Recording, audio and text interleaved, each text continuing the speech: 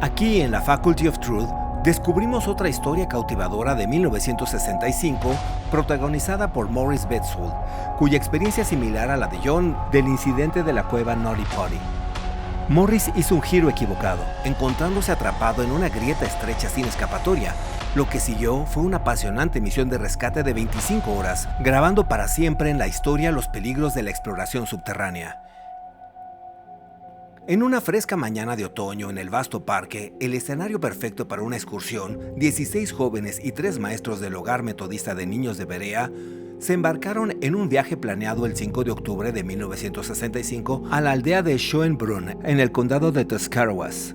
Sin embargo, un desafortunado incidente del pinchazo en el camino los obligó a cambiar su rumbo. El pensamiento rápido y la improvisación los llevaron a la reserva Hinckley, hogar de la cueva Wildcat en Waves Ledges. A medida que el grupo se acercaba a la cueva Wildcat, una sensación palpable de anticipación y emoción flotaba en el aire. Morris, en particular, no pudo contener su entusiasmo por explorar la cueva. Aunque él y sus amigos habían visitado la cueva en excursiones anteriores, esta vez la experiencia estaba destinada a dar un giro inesperado. La cueva nunca había sido mapeada oficialmente ni explorada a fondo, por lo que reconstruimos los pasajes internos basándonos en la historia y documentos de archivo disponibles. La cueva Wildcat, enclavada en un acantilado de arenisca, contaba con una entrada de 4,5 metros de ancho por 1,5 metros de alto, que se asemejaba a una boca oscura e irregular. Si bien el exterior y sus alrededores eran populares entre los lugareños, el interior albergaba una historia fascinante. A lo largo de los años, la cueva había servido como refugio para criminales y esclavos fugitivos, cultivando una leyenda que aumentaba su aura de misterio e inquietud.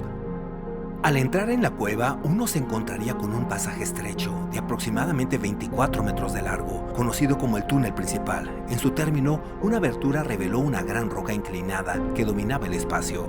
Continuando directamente desde ese punto, el pasaje conducía a una cámara de gran tamaño que la tradición local cree que fue escondite del siglo XIX para esclavos fugitivos que se dirigían a Canadá. Era fácil confundir este pasaje con otros dos alrededor de la roca inclinada, especialmente sin la iluminación adecuada y la experiencia previa dentro de la cueva. Dado que nadie había explorado estos pasajes antes, permanecieron inexplorados. El grupo de 3 decidió descender a la cueva y explorar una cámara muy conocida. Morris se ofreció como voluntario para liderar el grupo, ansioso por mostrar su experiencia previa navegando por el túnel principal. Sin embargo, su confianza pronto disminuyó cuando se dio cuenta de que sus encuentros pasados no lo habían preparado adecuadamente para lo que se avecinaba. Inicialmente, caminar dentro del túnel principal crea un ambiente cómodo con suficiente espacio para maniobrar. Sin embargo, después de unos 18 metros, el túnel comienza a encogerse, lo que requiere que los exploradores se muevan en cuclillas. Al llegar al cruce, Morris notó una gran roca y supuso que el paso a la gran cámara seguía su curvatura. Sin que nadie cuestionara su decisión de seguir adelante, siguió adelante. Cuando Morris entró en la grieta, el espacio para maniobrar disminuyó exponencialmente, lo que lo obligó a arrastrarse boca abajo. La claustrofobia se apoderó de él mientras la cueva lo envolvía en la oscuridad. Pero Betzold seguía convencido de que la abertura de la gran cámara estaba más adelante, a solo unos metros más de distancia. Centímetro a centímetro comenzó a sentir presión alrededor de su torso y caderas. Lo que Morris no se dio cuenta en la oscuridad del túnel fue que se arrastraba hacia abajo. El cuerpo humano depende del aparato vestibular para determinar su equilibrio y posición. Sin suficiente información visual como en la oscuridad, el equilibrio puede ser afectado, ya que los ojos recopilan la información sobre la orientación del entorno. Empujando cada vez más fuerte, Morris se encontró en una situación similar a la de John Edward Jones, donde el camino cuesta abajo conducía a una grieta en ángulo agudo. El niño de 49 kilos y 1,70 m se deslizó en una fisura húmeda y resbaladiza y cayó de cabeza en una grieta de 23 centímetros, inmovilizando sus caderas y cuerpo. Ansioso por escapar de los confines del orfanato y disfrutar de momentos sin preocupaciones con sus amigos, Morris se encontró lidiando con las consecuencias de sus propias decisiones. La cueva, de la que se rumora que era un lugar emocionante para explorar, ahora se había convertido en una potencial tumba para él. A medida que navegaba por pasajes estrechos y giraba en espacios reducidos, su cuerpo se cubrió de cortes y rasguños. El momento crítico llegó cuando Morris se dio cuenta de que estaba solo en las profundidades de la cueva. No podía moverse. Incapaz de moverse, llamó a sus dos amigos para pedir ayuda, pero los chicos tardaron un tiempo en comprender la grave situación y entender de dónde provenía el grito desesperado. Por miedo, corrieron en busca a un maestro, quien se metió en la cueva y trató de usar su cinturón para atar el tobillo del niño. El maestro no podía acercarse lo suficiente a Morris, temeroso de quedarse atascado también. Una vez que llegó a la zona más segura, arrojó el cinturón a los pies de Morris y comenzó a tirar. El éxito pareció aligerarse, pero terminó rápidamente cuando el cinturón se rompió y Berthold se hundió más en la grieta. En ese punto, Morris comenzó a experimentar dificultad para respirar debido a la presión externa de su pecho. En la oscuridad y el frío, el maestro podía escuchar miedo y pánico en la voz de Morris, mientras le rogaba que encontrara a alguien más para salvarlo. El maestro llamó de inmediato para llamar ayuda profesional. El primero en llegar en la escena fue el jefe de bomberos Paul Chodera, quien dirigió un escuadrón a la cueva Wildcat. Los bomberos instalaron un generador portátil para iluminar la cueva y los equipos transportaron oxígeno al niño. Decidieron utilizar un sistema de poleas con ganchos, pero los intentos de rescate se enfrentaron a importantes desafíos.